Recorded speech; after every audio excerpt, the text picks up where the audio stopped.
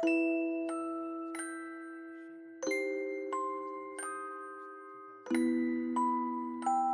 title of this movie is called The Shape of Water, released on December 1st, 2017, and directed by Guillermo del Toro.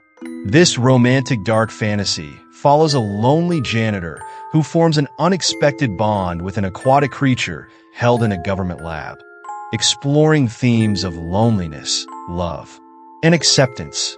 So come on, let's start the recap. Elisa, who was found abandoned by the side of a river as an infant with scars on her neck, is mute and communicates through sign language. In 1962, during the Cold War, Elisa works as a cleaner at a secret government laboratory in Baltimore, Maryland, and lives a routine life in an apartment above a movie theater.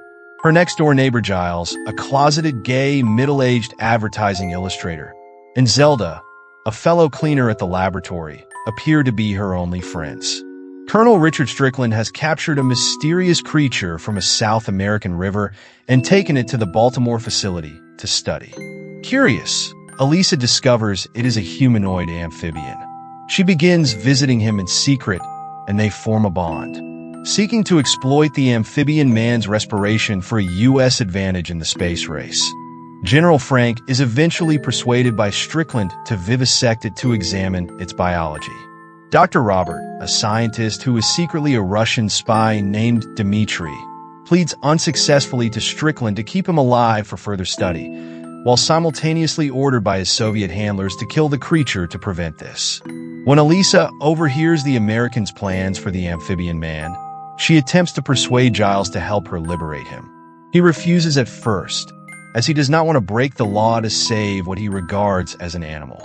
After failing to get his job back, Giles' propositioning is rejected by a local dessert pie franchise restaurant manager, who he discovers is a racist and homophobe. Subsequently, he has a change of heart. Dr. Robert stumbles upon Elisa's plot in progress and chooses to assist her. Though initially reluctant, Zelda also becomes involved in the escape. They successfully manage to get the amphibian man to Elisa's apartment. Elisa plans to release the amphibian man into a nearby canal when heavy rain will allow access to the ocean. In the meantime, she keeps him in her bathtub. Strickland interrogates Elisa and Zelda, among others, but learns nothing. The amphibian man encounters one of Giles's cats, who reacts. Giles discovers the amphibian man devouring the cat. When Giles tries to stop him, he gets startled and slashes Giles's arm and rushes out of the apartment. He gets as far as the cinema downstairs before Elisa finds him and returns him to her apartment. The creature touches Giles on his balding head and wounded arm. The next morning, Giles discovers hair has begun growing back on his previously bald head, while the wounds on his arm have healed.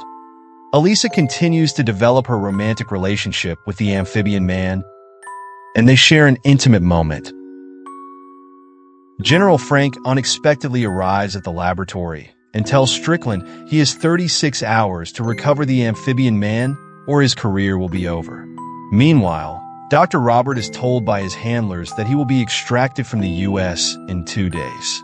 Although the likely release date approaches, the amphibian man's health begins to deteriorate. Dr. Robert goes to meet his 2 handlers, and Strickland follows him. At the rendezvous, Dr. Robert is shot by one of them, and Strickland intervenes, shooting the handlers. Realizing that Dr. Robert is a spy, Strickland tortures the dying man into revealing the amphibian man's whereabouts. He is surprised to learn that Elisa and Zelda are involved. Strickland threatens Zelda in her home unsuccessfully, until Zelda's husband Brewster reveals that Elisa has the amphibian man. Zelda immediately telephones Elisa, warning her to release the creature. Strickland finds Elisa's apartment empty and ransacks it until he finds evidence of the creature in the bathtub and a calendar note revealing where she plans to release the amphibian man. At the canal, Elisa and Giles are bidding farewell to the creature when Strickland arrives, knocks Giles down, and shoots both the amphibian man and Elisa. The amphibian man heals himself and slashes Strickland's throat, killing him. As the police arrive on the scene with Zelda, the amphibian man takes Elisa and jumps into the canal, swimming around her lifeless body. He applies his healing ability to the scars on Elisa's neck, which open to reveal gills like his. Elisa jolts back to life, and they embrace and kiss. In a closing voiceover narration, Giles conveys his belief that Elisa lived happily ever after with the amphibian man.